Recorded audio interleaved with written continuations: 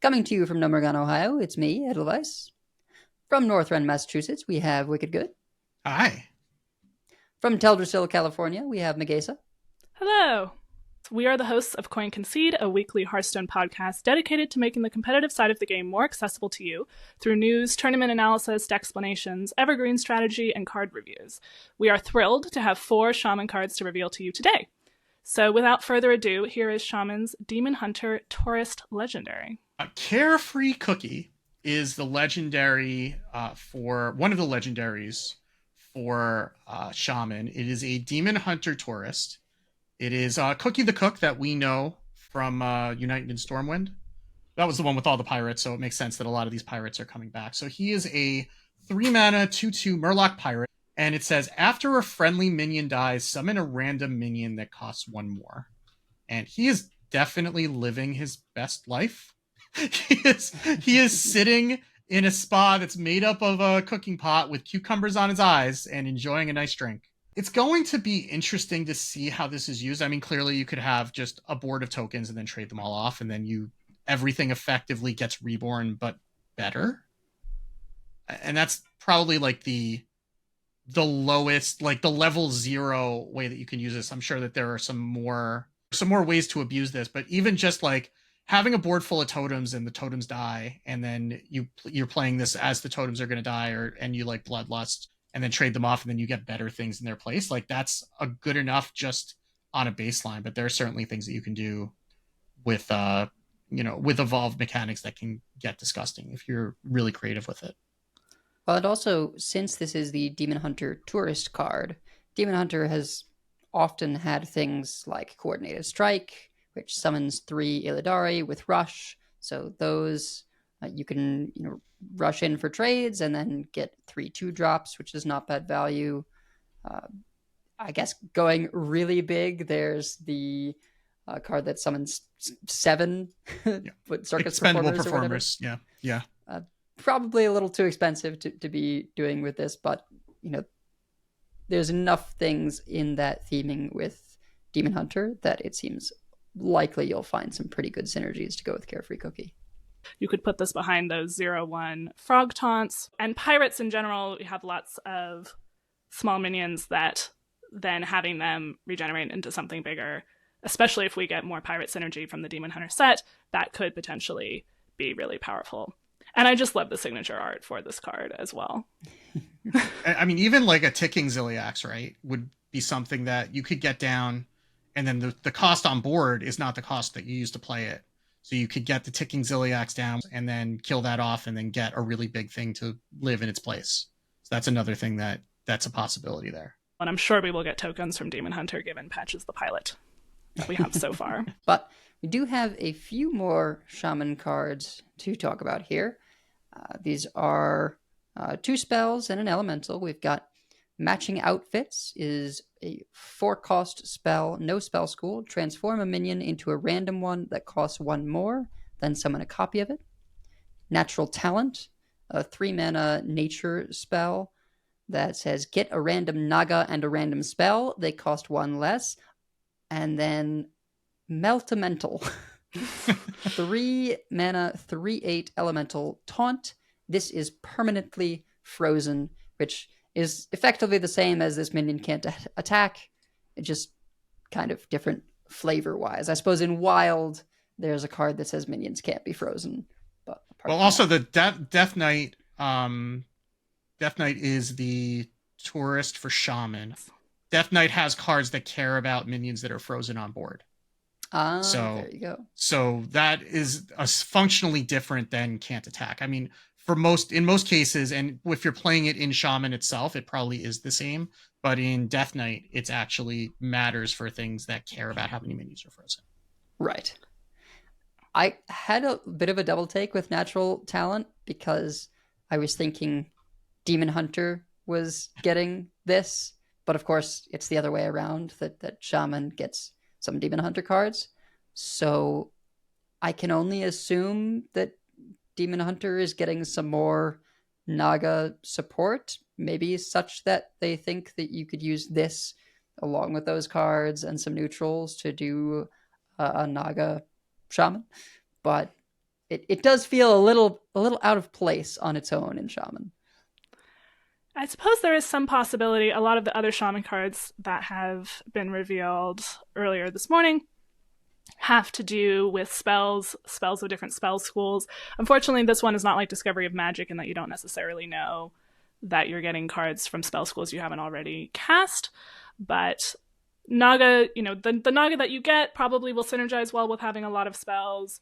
This is a nature spell, so it has a spell school itself, although certainly there are lots of nature spells. It's not a spell type that's particularly hard to get. But there might be a place for it in that deck in particular. But it does, it's something that when you first see it, you're like, just put Naga Sharpshooter up on the screen. Wrong class. Wrong tourist. Wrong class. That tourist is lost somewhere. He meant to be the tourist for this class, and he's he went off the trail. So kind of feel the most worried a little bit about matching outfits. It's very much not exactly high risk, high reward, but just has highest highs and lowest lows, perhaps, as Evolve is wont to do. But transforming a minion into one that costs more and then summon a copy of it, if you roll high, then you get to roll twice as high, right? Because you're getting that copy. 4 is a lot to evolve one minion. So it might just never really see play outside of being randomly generated or discovered. But it's the kind of thing where if there's a home for it, it's a little bit spooky. Or if you evolve a 7-drop and roll Bran, then you're going to be sad. Sure. But if there's ever situations, right, like if you're doing the Ticking Ziliacs where you rush it in, hit something, and then it's still alive because it had Divine Shield, then you play matching outfits and you get 2 10-drops. Like, that's scary. It does curve nicely with Meltemental that, maybe you use that as a taunt, and then you can transform it into something that you'd prefer to have. Although if we're doing an elemental deck, you don't necessarily want to play this on 4 because it breaks your elemental chain.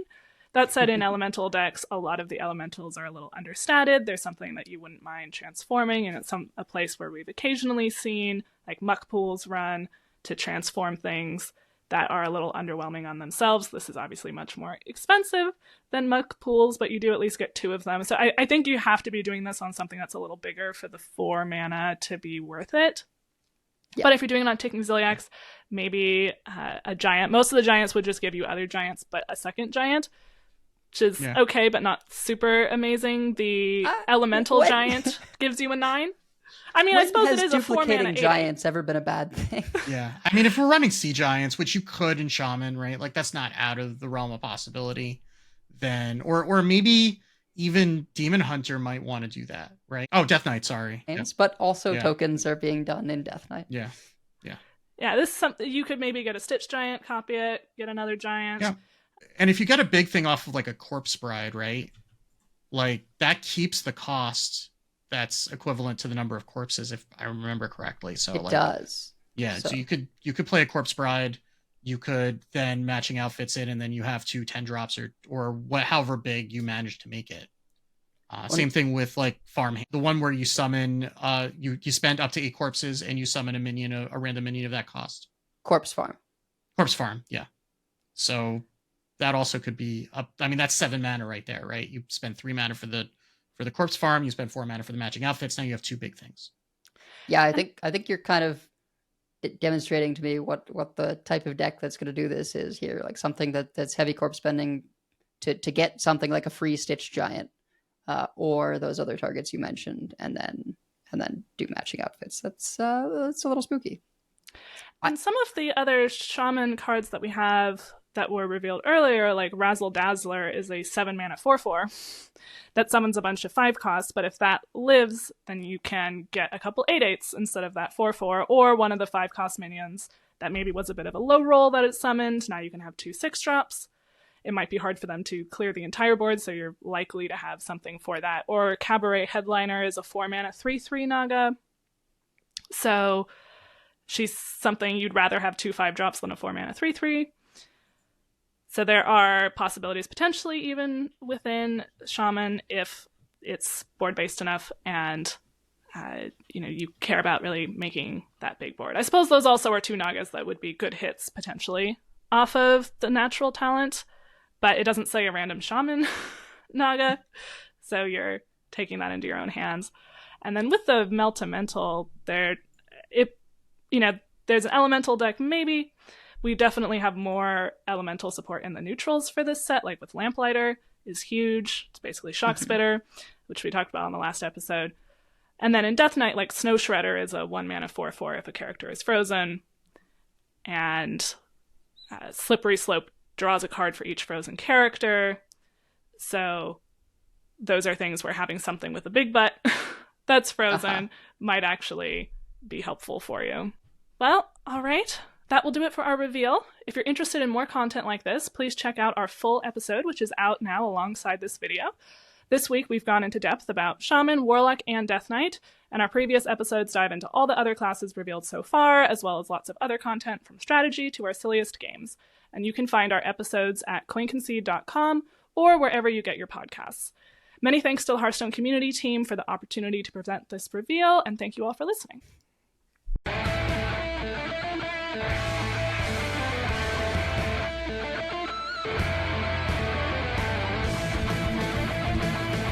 All life must end.